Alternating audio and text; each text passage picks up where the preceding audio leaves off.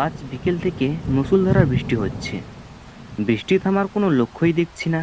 জানি না এই বৃষ্টি কখন থামবে আর কখন আমি বাড়ি পৌঁছবো। বাড়িতে আমার নতুন বউ অপেক্ষা করছে। এত সময় বাড়ি পৌঁছেছি না বলে আমার জন্য খুব দুশ্চিন্তা করছে হয়তো। কি হলো নিকোলাস? এমন গভীর হয়ে কি ভাবছো? কিছু না দাদা। তা কিছু না বললেই হলো।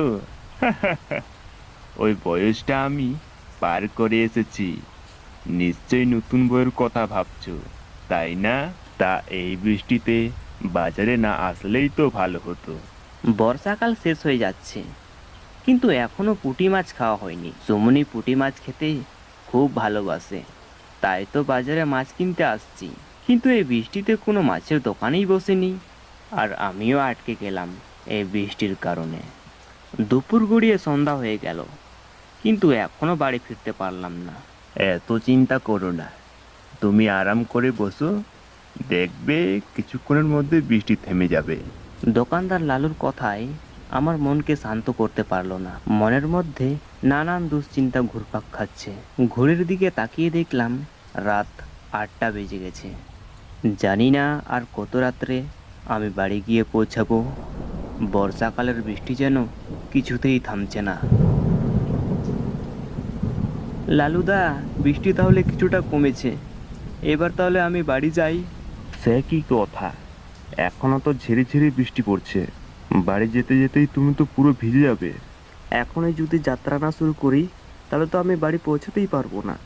আর তাছাড়া এই বর্ষার রাতে কোনো রিক্সাও যায় না। আচ্ছা, বেশ বেশ, সাবধানে যেও। আমি লালুদার কাছ থেকে বিদায় নিয়ে বাড়ির উদ্দেশ্যে হাঁটা শুরু করলাম।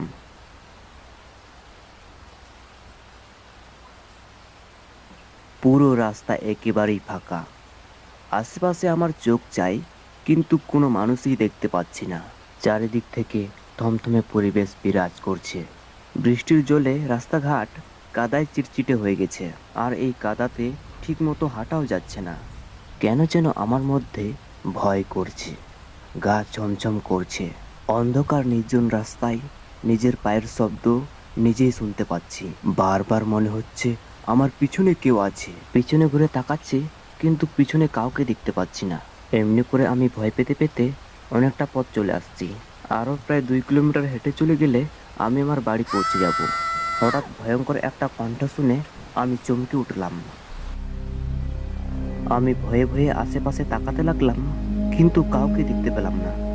আর তখনই আচমকা প্রচুর বৃষ্টি শুরু হয়।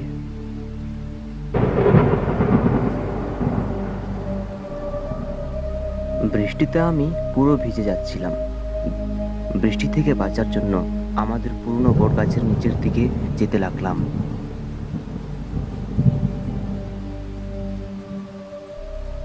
বড় বড় মুষলধারায় বৃষ্টি হচ্ছে।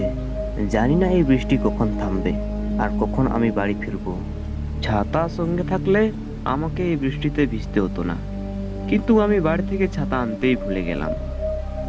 বট গাছের নিচে আমি অনেক সময় দাঁড়িয়ে রইলাম। ঘড়ির দিকে তাকিয়ে দেখলাম রাত প্রায় 10টা বেজে গেছে। কিন্তু এই বর্ষাকালের ঝড় বৃষ্টি থামার কোনো নামই নিচ্ছে না। এমন নির্জন একটা ফাঁকা জায়গাতে দাঁড়িয়ে থাকতে খুব ভয় করছিল। কেন জানি আমার মনে হচ্ছে বৃষ্টির সাথে আরেকটি অদ্ভুত আওয়াজ আমার কানে ভেসে আসছে। আমি কান পেতে ভালো করে অনুভব করার চেষ্টা করলাম। এই তো কোনো মেয়ের কান্নার আওয়াজ মনে হচ্ছে, কিন্তু এখানে তো আমি ছাড়া আর কেউ নেই। তাহলে কান্না করছে কে? আমি আশেপাশে ভালো করে তাকাতে লাগলাম, আর তখনই দেখতে পাই বট গাছের নিচে একটা কুঁড়ে ঘর। ঘরের ভিতরে নিপু নিপু আলো জ্বলছে, আর কান্নার আওয়াজ ওই ঘরের ভিতর থেকে আসছে। আমি পুরোই অবাক হলাম। কি আশ্চর্য ব্যাপার! আমি ছোটবেলা থেকেই এই পথে যাওয়া আসা করি, কিন্তু কোনো কুঁড়ে ঘর তো দেখতে পাইনি। আজ কোথায় থেকে এই কুঁড়ে ঘরটি আসলো? এটা কেমন করে সম্ভব? কে থাকে এই ঘরে, আর কান্নাটা করছে কে? কিছুতেই আমি নিজের চোখকে বিশ্বাস করতে পারছি না। মনে হচ্ছে আমি জেগে জেগে স্বপ্ন দেখছি। আমি আরো বেশি অবাক হলাম। বাইরে এত বৃষ্টি পড়ছে, কিন্তু কুঁড়ে ঘরে কোনো বৃষ্টিই পড়ছে না। বর্ষাকালের বড় বড় জলের ফোঁটা ওই কুড়ো ঘরটিকে কিছুতেই ভেজাতে পারছে না। সময়ের সাথে সাথে কান্নার আওয়াজটি আরো বাড়তে লাগলো। মেয়েটির হাহাকার বাতাসে মিশে বট গাছের এলাকা কেঁপে গেছে। মেয়েটির কান্না শুনে আমার ভীষণ মায়া হলো। নিশ্চয়ই মেয়েটি বিপদে পড়েছে, আমার তাকে সাহায্য করা দরকার।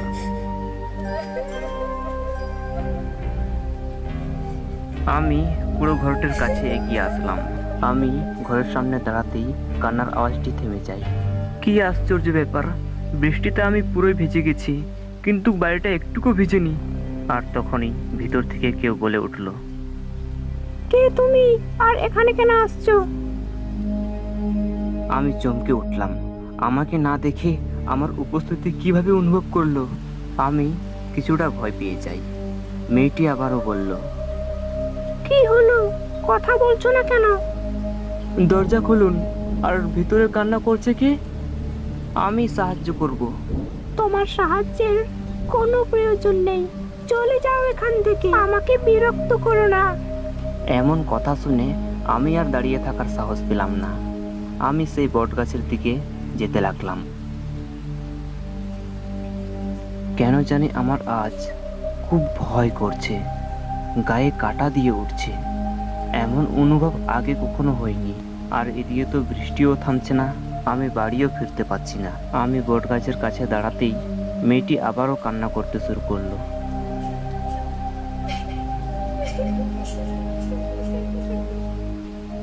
এবারের কান্নার সুর আগের চেয়ে অনেক ভয়ানক এবং করুণ। মেয়েটির হাহাকার আমার হৃদয়ে গিয়ে লাগছে। আমি আর বটগাছের নিচে দাঁড়িয়ে থাকতে পারলাম না। আমি সেই কুড়ে ঘরটির দিকে এগিয়ে গেলাম। আবারও আমি কুড়ে ঘরটির কাছে আসতেই মেয়েটির আওয়াজ থেমে যায় এবং মেয়েটি আবারও বলে উঠল, আবার কেন এসেছো? চলে যাও এখান থেকে। এমন ভাবে করুণ কান্না কি করছে? কি হয়েছে? কেন আমাকে বারবার বিরক্ত করছো? চলে যাও এখান থেকে। দয়া করে আপনি দরজাটা খুলেন, বাইরে প্রচণ্ড বৃষ্টি হচ্ছে। আমাকে যদি আপনার বাড়িতে একটু আশ্রয় দিতেন তাহলে অনেক উপকার হতো আমার। বৃষ্টি থামলে আমি আমার নিজের বাড়ি চলে যাব।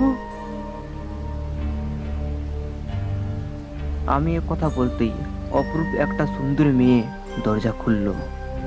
তার কি সুন্দর রূপ এবং তার মায়া ভরা চোখ দেখে আমি মুগ্ধ হয়ে গেলাম। একটি মানুষ যে এতটা সুন্দর হতে পারে নিজে না দেখলে কল্পনাও করতে পারতাম না।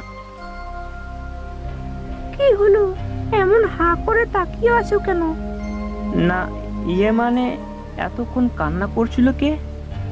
এতক্ষণ ধরে আমি কান্না করছিলাম। আপনার চোখ মুখ দেখে তো মনে হচ্ছে না যে আপনি কান্না করছিলেন। তো কেন কান্না করছিলেন? ওরা আমার বাবাকে হত্যা করেছে। ওরা কারা, আর কারা আপনার বাবাকে হত্যা করেছে? তুমি কি ভিতরে আসবে, না দরজা বন্ধ করে দেবো? হ্যাঁ হ্যাঁ, চলুন চলুন, ঘরের ভিতরে চলুন। আমি মেয়েটির সাথে ছোট্ট কুড়ে ঘরে প্রবেশ করলাম। ঘরের ভিতরটা একেবারে এলোমেলো, জিনিসপত্র এদিক সেদিক ছড়িয়ে আছে। দেখে মনে হচ্ছে ডাকাতরা এখনই ঘরের ভিতরে এসে লুটপাট করে গেছে। আমি ঘরের চৌকির বিছানায় বসে রইলাম। আমাকে এক গ্লাস জল দিবেন? আমার খুব জল তৃষ্ণা পেয়েছে।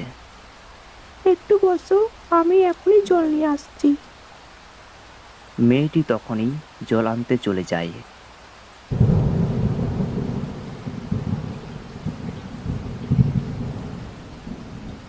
অনেকক্ষণ হয়ে গেল, কিন্তু মেয়েটি এখনো আসছে না।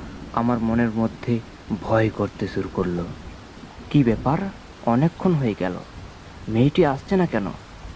তখন এই পার্সেল রুম থেকে কারোর ভয়ঙ্কর চিৎকার ভেসে আসলো।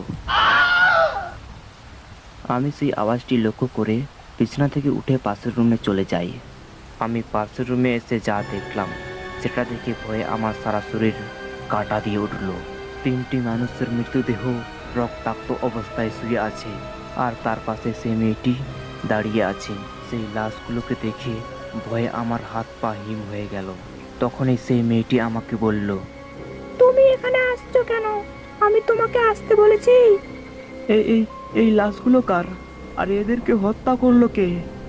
এই মানুষগুলোকে আমি হত্যা করেছি, এখন তোকে হত্যা করব। তখনই সেই মেয়েটি আমার চোখের সামনে এক ভয়ঙ্কর প্রেতাত্মাতে পরিণত হয়ে যায়। কি ভয়ঙ্কর তার রূপ! আমাকে দেখে সে বিকটভাবে হাসতে শুরু করলো।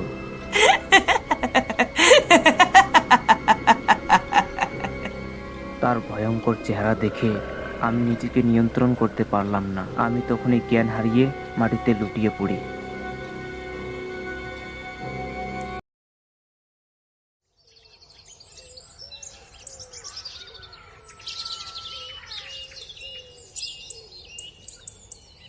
ভোরবেলায় মানুষের ডাকাডাকিতে আমার জ্ঞান ফিরল।